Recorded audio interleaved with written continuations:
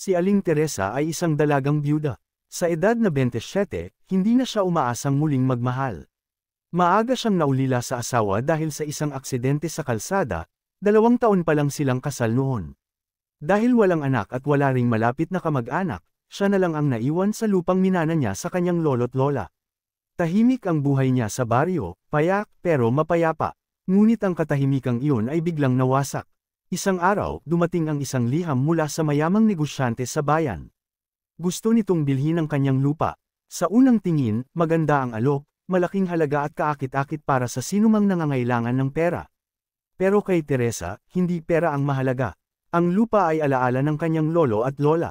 Dito siya lumaki, dito rin inilibing ang kanyang asawa. Kaya't hindi niya kayang ipagbili ito. Ngunit may mas masaklap pa. Ayon sa liham, kung hindi niya ito ipagbibili, ipapawalang bisa raw ang pagkakaregister ng lupa sa kanya. Sinasabing may problema raw sa papeles, kulang sa pirma, may teknikalidad. Ipinatatawag siya sa munisipyo para pag-usapan ito. Naramdaman ni Teresa ang panginginig ng kanyang tuhod. Paano niya ipagtatanggol ang lupang ito kung wala siyang koneksyon o kakilala sa loob ng gobyerno?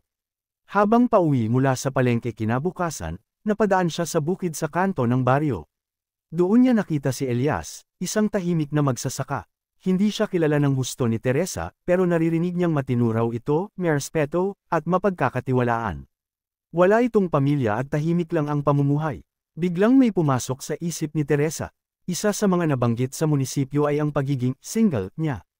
Ayon sa batas, mas madali raw tanggalin sa kanya ang lupa kung wala siyang asawa o legal na tagapagmana. Kung may asawa siya, may mas matibay siyang karapatan. Ngunit hindi niya kayang magpakasal muli, lalo't hindi naman tunay na pagmamahal ang dahilan. Ngunit paano kung peke lang ang kasal? Peke pero legal sa papel. Pinilit niyang kalmehin ang sarili habang unti-unting lumalapit kay Elias. Kinabukasan, bumalik siya roon at dinalhan ito ng pagkain. Doon niya sinimulan ang pag-uusap. Si Elias, gaya ng dati, ay tahimik lang. Hindi pala salita, pero nakikinig. Nang inilahad ni Teresa ang kanyang problema, hindi agad ito nagsalita. Tahimik lang siya habang pinagmamasdan ng dalaga.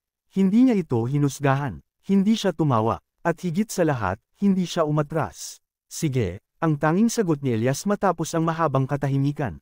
Kung makakatulong ako, handa akong pumirma. Biglang gamaan ang loob ni Teresa. Parang nabunutin siya ng tinik. Hindi niya alam kung bakit si Elias pa ang pumayag. Pero ang isang bagay lang ang sigurado niya, magsisimula ang isang kasunduang hindi nila inaasahan. Sa puso ni Teresa, hindi ito pagmamahalan. Isa lamang itong paraan para may salbo ang lupa. Pero sa tahimik na titig ni Elias, may hindi siyang maintindihan. May lalim, may bigat, at may lihim, lumipas ang ilang araw matapos silang mag-usap ni Elias. Tahimik lang si Teresa habang naglalakad pauwi galing sa munisipyo. Hawak niya ang mga bagong papeles, kasunduan para sa kasal na peke sa mata ng damdamin, pero legal sa mata ng batas. Sa papel, magiging mag-asawa sila ni Elias. Walang damdamin, walang tunay na ugnayan, basta para lang sa lupa. Habang binabagtas niya ang makitid na daan pauwi, damang-dama niya ang bigat ng desisyon. Hindi ito madali, hindi siya sanay na humingi ng tulong, lalo na sa taong halos hindi niya kilala. Pero sa kabila ng lahat, umaasa siyang tama ang ginawa niya. Sa susunod na linggo, magaganap ang kasal. Isang simpleng seremonya lang sa munisipyo. Wala nang bonggang handaan o bisita. Pumayag si Elias kahit na walang usapan tungkol sa kapalit. Hindi niya hinihingi ang kahit anong bayad. Basta raw malinaw na peke lang ito, at matapos ang lahat, pwede na nilang ayusin ang annulment. Ngunit hindi maipaliwanag ni Teresa kung bakit parang may kung anong kaba sa puso niya. Dumating ang araw ng kasal. Pareho silang nakaputing damit, simple at walang palamuti. Si Elias ay nakangiti lang, tahimik. Si Teresa ay kinakabahan, pero pinipilit na magpakatatag. Ipinagdugtong ng huwes ang kanilang mga kamay. Simula sa araw na ito, kayo ay legal na mag-asawa, sabi ng opisyal. Pagkatapos ng seremonya, walang celebration. Umuwi agad sila, hindi naman sila magsasama sa iisang bahay. Sa mata ng publiko, mag-asawa sila. Pero sa totoong buhay, may kanya-kanyang mundo. May usapan silang hindi sila makikialam sa personal na buhay ng isa't isa. Kinabukasan, muling humarap si Teresa sa munisipyo. Ngayong may asawa na siya, mas naging matibay ang kanyang kaso. Hindi na basta-basta may aalis sa kanya ang lupa. Pinakita niya ang marriage certificate, at halos hindi makatingin ang opisyal sa kanya. Parang may biglang nagbago sa pagtrato sa kanya. Kung dati ay minamaliit siya, ngayon ay tila may respeto na. Sa kabilang dako, si Elias ay balik sa bukid. Tahimik, simple, pero may bumabagabag sa kanya.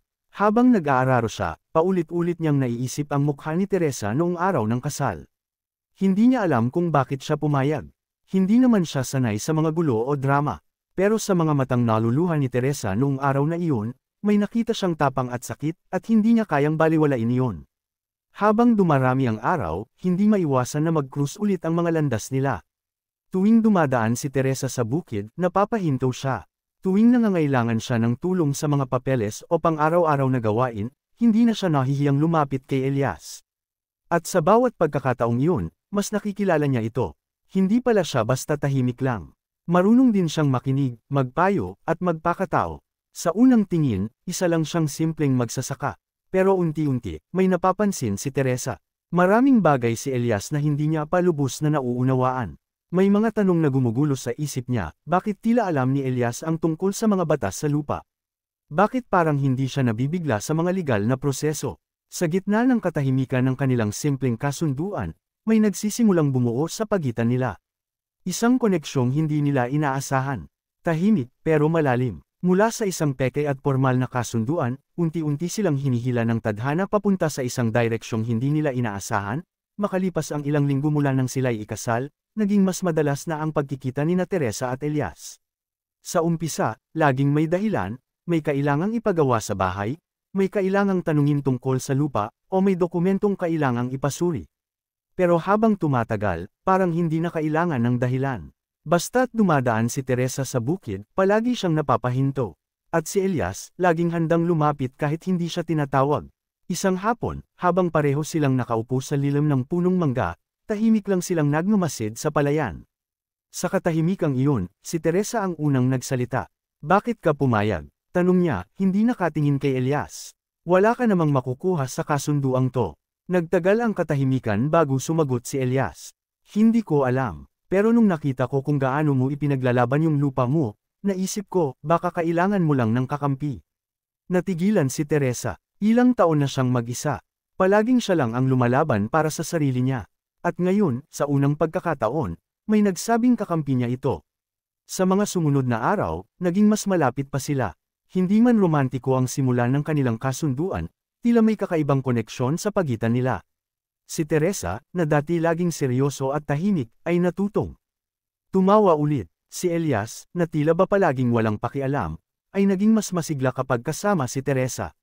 Ngunit sa kabila ng mga pagbabago, may isang bagay na hindi pa rin masagot ni Teresa, sino talaga si Elias. Isang gabi, habang naghuhugas siya ng pinggan sa labas ng bahay, narinig niya ang tawanan ng ilang kabataan sa kalsada. Si Aling Teresa, pinakasalan ng magsasakang walang alam, para lang sa lupa, bulong ng isa. Sayang, ang ganda pa naman ni Aling Teresa, dagdag ng isa pa. Napahinto siya, masakit, hindi dahil totoo, kundi dahil hindi nila alam ang buong kwento. Hindi nila alam kung gaano kahalaga sa kanya ang lupang ito. Hindi nila alam kung paano siya tinulungan ni Elias ng walang kapalit. Kinabukasan, kinausap niya si Elias tungkol dito. Naririnig mo ba yung sinasabi ng mga tao? Tanong niya. Tumanggo si Elias. Oo, pero hindi ko sila iniintindi. Ang mahalaga, alam mo kung bakit natin to ginagawa. Napayuko si Teresa. Totoo nga, mas mahalaga ang totoo kaysa sa sinasabi ng iba. Pero kahit pa ganoon, may bahid ng lungkot sa puso niya. Ayaw niyang si Elias ang masaktan dahil sa desisyong siya ang nag-umpisa. Dito na nagsimula ang mas malalim na pagtanaw ni Teresa kay Elias. Hindi na lang siya yung magsasakang tumulong sa kanya. Isa na siyang taong pinagkakatiwalaan niya. Isang taong pinuprotektahan siya, kahit wala siyang hinihinging kapalit. At habang patuloy ang kanilang kasunduan, unti-unting nabubuo ang isang bagay na hindi nila kayang tawagin. Hindi ito formal, hindi rin ito usapan, pero sa pagitan ng bawat sulyap, bawat tahimik na sandali, may unti-unting lumalalim. Isang damdamin na hindi nila inaamin, pero ramdam nilang pareho. Dumaan ang isang buwan mula nang ikasal sila ni Elias. Tuloy pa rin ang normal nilang pamumuhay, magkahiwalay ng bahay, walang pisikal na ugnayan, at malinaw pa rin sa kanila na ang kasal ay peke lang. Ngunit sa puso ni Teresa, unti-unting nagbabago ang lahat. Hindi na lang ito tungkol sa lupa, hindi na lang ito tungkol sa legalidad. Napapansin niyang mas hinihintay niya ang bawat pagdalaw ni Elias. Mas madalas na siyang ngumiti, mas gaan ang araw tuwing nakikita niya ito. Isang araw, habang nag-aayos siya ng mga tanim sa likod ng bahay, biglang dumating si Elias dala ang ilang binhi at abono. Naalala kong sabi mo gusto mong palitan yung mga bulaklak sa gilid. Baka makatulong to, sabi niya, sabay abot ng mga binhi. Napatingin si Teresa sa kanya, nagulat pero natuwa. Salamat, Elias. Hindi mo naman kailangan pang mag-abala. Gusto ko lang tumulong, simpleng sagot ni Elias, saka siya tinulungan magtanim. Habang nagtatrabaho sila sa hardin, nagkukwento si Elias tungkol sa kabataan niya. Dito nalaman ni Teresa na dati palang taga-syudad si Elias. May pinag-aralan, at may magandang trabaho noon. Ngunit nagkaroon ng malaking problema sa pamilya, isang alitan sa mana, at isang pagkatalo sa negosyo. Naiwan siyang mag-isa at napilitang iwan ang lahat. Sa baryo siya napadpad, kung saan nag-umpisa siyang muli bilang isang simpleng magsasaka. Hindi alam ni Teresa ang isasagot. Ang akala niya, si Elias ay isang tahimik lang na lalaking walang masyadong pinagdaanan. Pero ngayong alam na niya ang totoo, parang mas lalo siyang humanga dito. Hindi pala ito basta tahimik lang. May lalim, may sugat, pero may lakas din. Hindi ko inaasahang may ganong kwento ka, bulong ni Teresa. Hindi rin naman ako nagkukwento basta-basta. Pero sa'yo, parang gusto kong sabihin, sagot ni Elias habang patuloy ang pagtatanim. Sa gabing iyon, habang nakahiga si Teresa, hindi niya maiwasang mapangiti. Wala sa plano niya ang ma-fall sa lalaking tinulungan lang siya sa problema. Pero sa bawat araw na lumilipas, parang nahuhulog ang puso niya, kahit ayaw niyang aminin. Kinabukasan, dumating na naman. Ang sulat mula sa munisipyo. Gusto siyang tawagin muli para sa isang hearing tungkol sa lupa. Napakunot noo siya. Akala niya ayos na ang lahat. Pero may isang taong naghain ng bagong reklamo. Ayon sa liham, may bagong ebidensya raw na nagsasabing hindi siya ang tunay na tagapagmana. Napaupo si Teresa, kinakabahan, pagod na siyang lumaban, pero kailangan niyang tumindig, at ang una niyang naisip, si Elias. Pumunta agad siya sa bukid. Hindi siya nagsayang ng oras. Elias, kailangan kita, bungad niya. Agad itong tumigil sa ginagawa at lumapit sa kanya. Habang ipinapaliwanag niya ang problema, tahimik lang si Elias. Pero sa mga mata nito, may determinasyong lumilitaw. Sasamahan kita, hindi ka mag-isa sa laban na to, sagot niya. At sa simpleng mga salitang iyon, mas lalo nang humigpit ang kapit ni Teresa sa kasunduan nila, na ngayon ay hindi na lang basta kasunduan. Isa na itong bagay na hindi lang nila mabigkas. Isa itong panibagong simula na hindi nila inaasahan, dumating ang araw ng hearing sa munisipyo. Maaga pa lang ay nagbihis na si Teresa ng maayos. Hindi para magpasikat, kundi para ipakita na handa siyang ipaglaban ang karapatan niya. Kasama niya si Elias, tahimik lang pero palaging nasa tabi niya. Habang naglalakad sila papasok ng gusali, dama ni Teresa ang tensyon sa paligid. Parang ang bigat ng bawat hakbang. Pero kahit paano, gumagaan ang loob niya dahil may kasama siyang totoo. Sa loob ng opisina, sinalubong sila ng abogado ng kabilang panig. Isang mayamang babae na halatang sanay sa laban. Malinis ang bihis, matalas ang tingin. Hindi mo na dapat pinipilit yan, malamig na bungad ng babae. Sa amin talaga yang lupa. Nakuha lang ng lolo't lola mo sa maling paraan. Hindi na nagsalita si Teresa. Umupo siya at hinintay ang opisyal. Pagdating ng hepe ng lupa at legal, sinimulan ang pag-uusap. Isa-isang inilahad ng kabilang panig ang kanilang mga dokumento, mga titulo, lumang larawan, at sinasabing testamento. Pero hindi siya natinag. Hindi dahil sigurado siya, kundi dahil alam niyang hindi siya nag-iisa. Pagkatapos, si Elias naman ang nagsalita. Walang kaba, diretso, at malinaw. May hawak po kaming kopya ng tax declaration ng lupa mula pa noong dekada 2080. Sa pangalan po ng lolo ni Teresa nakapangalan lahat. Patuloy po silang nagbabayad ng buwis taon-taon. May ebidensya po kaming hindi ito pinabayaan. Nagulat si Teresa. Hindi niya alam na may hawak palang ganung dokumento si Elias. Saan mo nakuha yun? Tanong niya sa mahinang boses. Matagal ko nang hinala na may susubok kumuha ng lupa mo. Kaya't nagtanong-tanong ako sa mga luma mong kapitbahay, at sa lumang opisina ng barangay, sagot ni Elias. Napaluha si Teresa. Hindi niya akalain na ganito ang ginagawa ni Elias sa likod ng katahimikan niya. Hindi pala siya basta tumutulong lang. Pinuprotektahan siya, pinag-aaralan ng sitwasyon, pinaglalaban siya kahit hindi siya humihingi. Matapos ang ilang oras ng usapan at pagsusuri ng dokumento, sinara muna ng opisyal ang usapan. Kailangan naming suriin ang lahat ng papel. Magbibigay kami ng desisyon sa loob ng 1 linggo. Paglabas nila ng munisipyo, walang imikan. Tahimik lang silang naglalakad, hanggang sa huminto si Teresa sa ilalim ng punong kahoy sa gilid ng daan. Salamat, Elias, bulong niya. Hindi ko na kayang mag-isa kung wala ka. Hindi nagsalita si Elias, pero tinapik niya ang balikat ni Teresa. At sa simpleng galaw na yun, ramdam niyang hindi niya kailangang magsalita para ay pakitang nandoon lang siya. Palaging nandoon. Sa mga sumunod na araw, hindi mapakali si Teresa. Laging gising sa gabi, iniisip kung ano ang magiging desisyon. Pero sa gitna ng kanyang pag-aalala, si Elias ang palaging nagpapakalma sa kanya. Minsan dinadalhan siya ng kape, minsan bulaklak galing sa bukid, minsan simpleng presensya lang, hanggang sa isang gabi, habang nasa veranda sila, bigla siyang nagsalita. Elias, kung hindi naging peke ang kasal natin, okay lang ba sa'yo? Hindi agad sumagot si Elias. Tumingin ito sa langit, saka bamaantong hininga. Matagal ko nang gustong itanong din yan sa'yo. Sagot niya, pero inuna ko muna kung paano kita maprotektahan. Napangiti si Teresa, bagamat may halong kaba ang puso niya. Hindi pa ito ang sagot na inaasahan niya, pero sapat na itong malaman na hindi lang pala siya ang nakakaramdam ng kakaiba. Sapat na para umasa, kahit konti. Kinabukasan, maaga pa lang ay bumisita si Elias kay Teresa. May hawak siyang brown envelope. Hindi siya agad nagsalita, pero halata sa mukha niyang may mahalagang laman ang dala niya. Inabot niya ito kay Teresa at sinabing, ito na yung resulta. Dahan-daang binuksan ni Teresa ang sobra. Sa loob ay may liham mula sa munisipyo. Binasa niya ito ng mabagal habang nanginginig ang kamay. Nakasaad doon na napatunayang legal ang dokumentong hawak nila ni Elias. Sa desisyon ng opisina, si Teresa pa rin ang tunay at lehitimong tagapagmana ng lupa. Walang karapatan ng kabilang panig na angkinin ito. Napasigaw si Teresa sa tuwa. Napaiyak siya. Hindi na niya napigil ang yakapin si Elias ng mahigpit. Nagawa natin, Elias, nagawa natin. Halos sigaw niyang sabi habang patuloy ang pagpatak ng luha sa kanyang pisngi. Ngumiti si Elias, at sa unang pagkakataon, nakita ni Teresa ang isang ngiti na hindi pilit, isang ngiting galing sa puso. Lumipas ang ilang araw at parang muling bumalik sa normal ang buhay sa baryo. Pero hindi na ito katulad ng dati. Ang mga tao, unti-unti nang tumigil sa pagtsismis. Ang ilan sa kanila, humingi pa ng paumanhin kay Teresa sa mga maling hinala nila.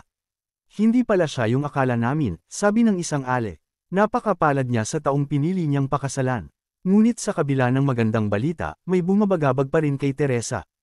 Ang usapan nila ni Elias tungkol sa kasal. Peke ito sa simula, pero ngayon, parang totoo na ang nararamdaman niya.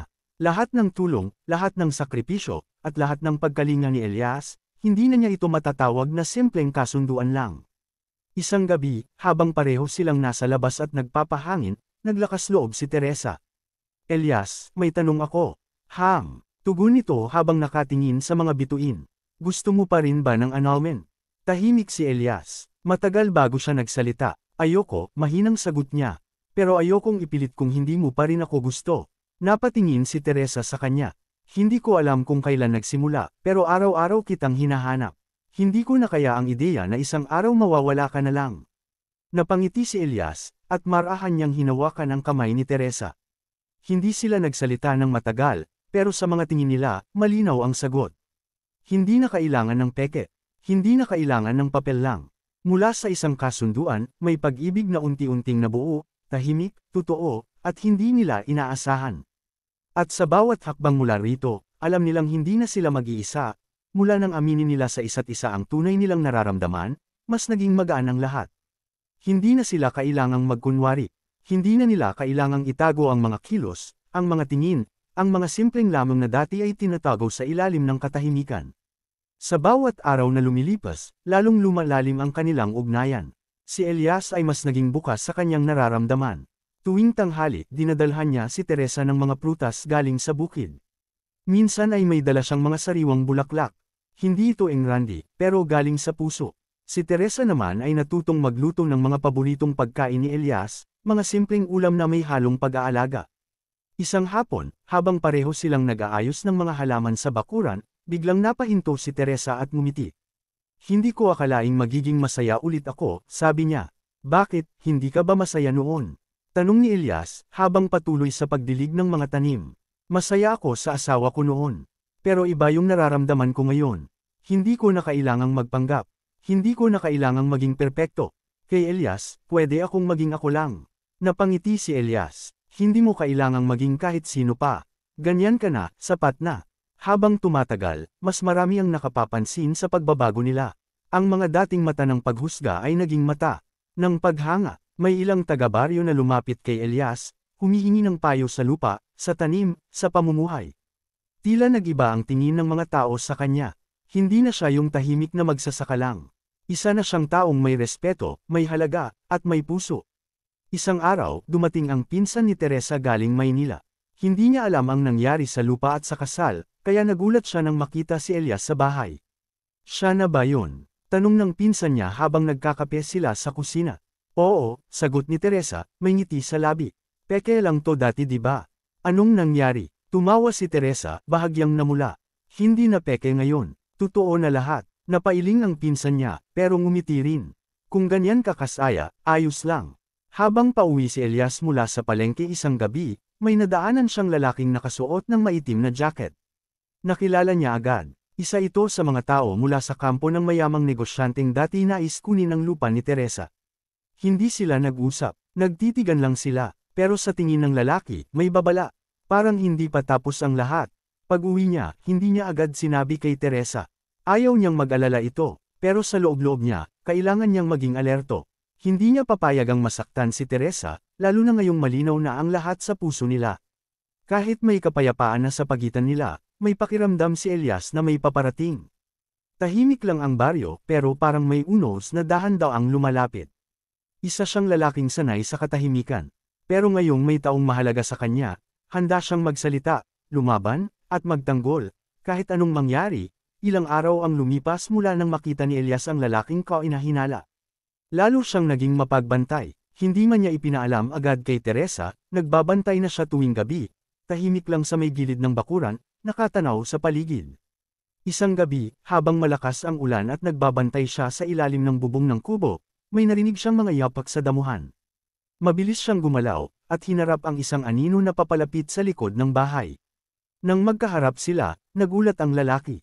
Isa nga sa mga taong dati kasabwat sa tangkang pag-angkin ng lupa. Wala akong balak makipag-away, sabi ng lalaki. Pero may babala lang ako. Hindi pa tapos ang usapan sa lupa. May bagong ebidensyang ipapasa, at may taong gustong tapusin ang lahat, sa kahit anong paraan. Tahimik lang si Elias. Hindi siya nagpahayag ng takot. Sa halip, mariin niyang sinabi, sabihin mo sa taong yun, kung gusto niyang makuha ang lupa, dadaan muna siya sa akin. Pagkatapos ng pag-uusap, umalis ang lalaki. At kinabukasan, sinabi na ni Elias ang lahat kay Teresa. Nag-alala ito, bakit hindi mo sinabi agad? Tanong niya, halatang kinabahan. Hindi ko gustong matakot ka. Pero ngayon, kailangan mong malaman. Kailangan nating mag-ingat. Sa tulong ng ilang kaibigan sa barangay, nagsagawa sila ng paunang hakbang para siguraduhin ligtas ang bahay at ang lupain. Naging alerto ang mga kapitbahay, at nagsimulang magbantayan sa gabi. Hindi nila hahayaang may masamang mangyari kay Teresa, hindi na muli. Maya-maya, dumating ang balita na nagsumite nga ng bagong reklamo ang kampo ng negosyanteng gusto pa ring agawin ang lupa. Pero ngayon, mas mahina na ang kaso. Luma at peke ang ebidensya, at agad itong binasura ng munisipyo. Laking pasalamat ni Teresa, ngunit higit pa sa papel, mas mahalaga sa kanya ang presensya ni Elias. Kung hindi dahil sa'yo, hindi ko alam kung saan ako pupulutin ngayon. Mahina niyang sabi habang nakaupo sila sa lilam ng punong kahoy. Gagawin ko pa rin kahit hindi tayo kasal, sagot ni Elias. Pero mas masaya akong asawang totoo na ngayon. Napangiti si Teresa, sa lahat ng pinagdaanan nila, mula sa peke, sa paglalaban, sa pagdududa, at sa takot, isang bagay lang ang malinaw sa dulo. Hindi pera, hindi lupa, kundi ang koneksyon nila bilang 2 taong parehong sinubok ng buhay, pero hindi sumuko. Lumipas pa ang mga buwan. Masaya na ang baryo. Muling naging payapa ang paligid. Si Elias at Teresa ay nagdesisyong magsama na sa iisang bahay. Hindi na lang sa papel sila mag-asawa, kundi sa bawat gawa, salita, at araw. Tuwing umaga, magkasama silang magtatanam. Tuwing gabi, sabay silang maghahapunan. At sa bawat araw na lumilipas, lalong tumitibay ang kanilang relasyon, hindi dahil sa pangako, kundi dahil sa tiwala at pagmamahal na hindi nila inaasahan. Sa dulo, ang kasal na nagsimula sa kasinungalingan, naging daan upang matuklasan ang katotohanan, na minsan, sa gitna ng pangangailangan, may tunay na pag-ibig na sumisibol. Tahimik man ito, pero totoo. At iyon ang pinakamatamis sa lahat.